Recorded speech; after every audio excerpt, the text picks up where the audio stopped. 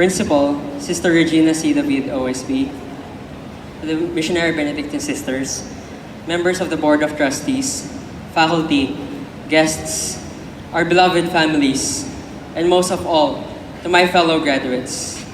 Before I begin, I would first sincerely like to express how honored I am to stand before you and before this podium tonight. I am truly filled with gratitude as I am now here with you in this moment of representing and addressing the class of 2019. With that responsibility given to me because of this position, I must admit that I caught myself thinking days on end for the past 2 weeks, looking for the perfect words that would best constitute this speech. Indeed, I was at a loss. I was stumped. It was because I was merely overwhelmed with this honor that I did not know the right message, which would translate the emotion I was feeling. But that all changed in the evening of April 8 during Lumiere, our graduation ball. Noong natapos na yung program, noong natapos na yung tributes, yung throwbacks, binuksan na yung mga pinto at hinayaan na tayo magstay sa lobby. Ngayon, noong nangyari yun, ang saya-saya ko lang. Kasi yun nga, nakita ko kayo, ang batchmates ko. Ay. Nag-selfie yung mga magkaibigan dito, mga nagpipicture at ginagamit na background yung pintuan. Wala, alam ko nandun ako sa moment na kahit kailan, di na natin makakalimutan. Dahil doon, bumalik sa akin yung lahat na naaalala kong katulad nun. Bumalik sa akin yung hands forward pag pumipila tayo ng grade school, yung binabaliwala ang isipin ng last pag intrams, at yung paborito nating handbook tests na annual na nating nakasanayan. Yun, naalala ko lang ulit lahat. Now at that point, I reminisced on the most memorable experiences I have shared with you, my batchmates. Because of that, I invite you to applaud yourselves for finally making it, for finally graduating. And in that case, allow me to tell you 2 things about what I personally learned in this institution. Reflecting on our 12-year, for some 6-year, or even 2-year journey in Holy Family Academy, I remember the road we had to go through to make it this far. The number of tests we had to answer, the limitless pages of research we had to write, and the nerve-wracking intensity of oral defenses we had to endure. With those academic challenges, we had the chance to see things in a new light. Nakita natin kung paano yung isang 1/2 illustration board, pwede palang magkaroon ng daan-daang gamit. Magiging base sa mga naging mosaic natin, props sa iba't ibang skit, at pampatibay ng mga design natin sa mga end-rep stalls natin nung nagbebenta tayo. Now, because of this unique point of view, I hope that we apply the same critical thought not only with construction paper, cartulinas, or with again illustration boards, but also with the realities of day-to-day life. May we continue to deviate from negative, degrading perceptions, rather leading towards what will lead to our betterment as familians, brothers and sisters, sons and daughters, and simply as humans.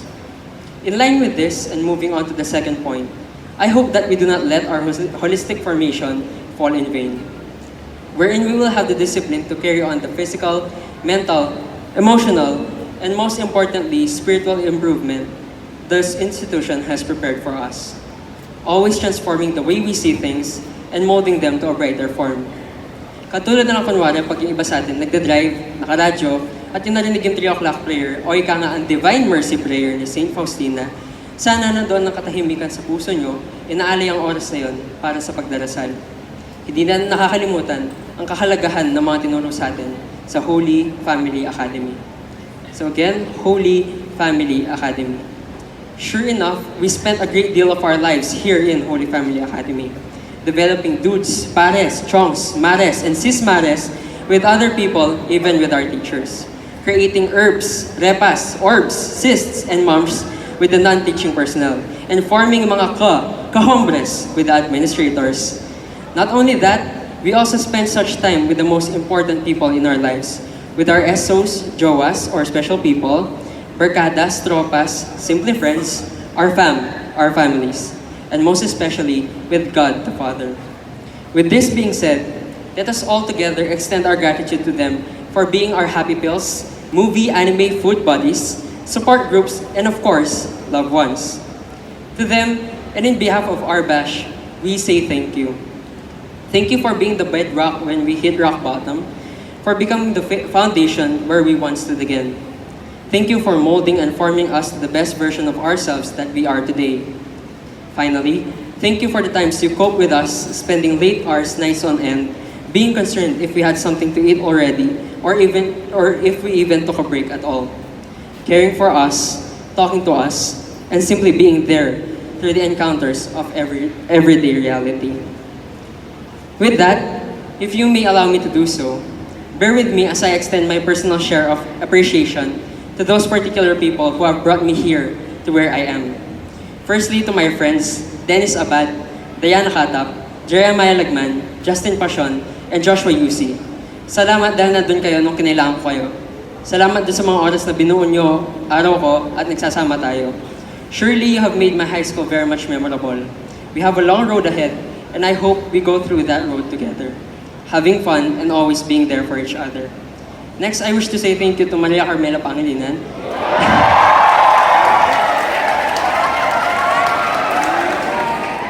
Thank you for also being there when times were tough. Salamat sa mga memory na nabahag mo sa akin na naging dahilan sa di ko makakalimutan ang high school.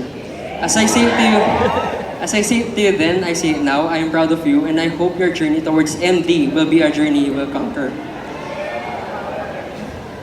Third, to my brother, to my bestest friend, Ayan Laksonikmat. Kuya, salamat sa mga panahon na ikaw yung naging boses ko na kinailangan ko para makabangon ulit. Salamat sa pagiging mong mabuting kuya sa akin. Hindi ko makakalimutan ang mga oras na ikaw ang tumulong sa akin makahinga ulit. Gang balik ko kayong Kapampangan.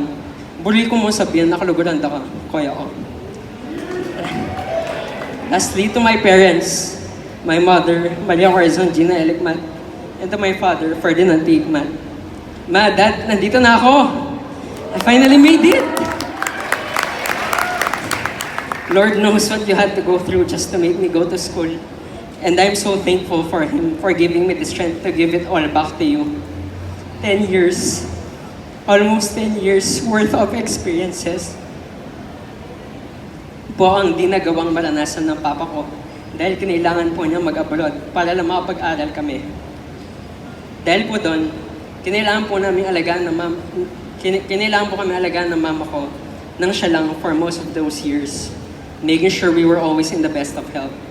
Dahil sa sobrang sakripisyon nyo yun, Ma, Dad, maraming salamat.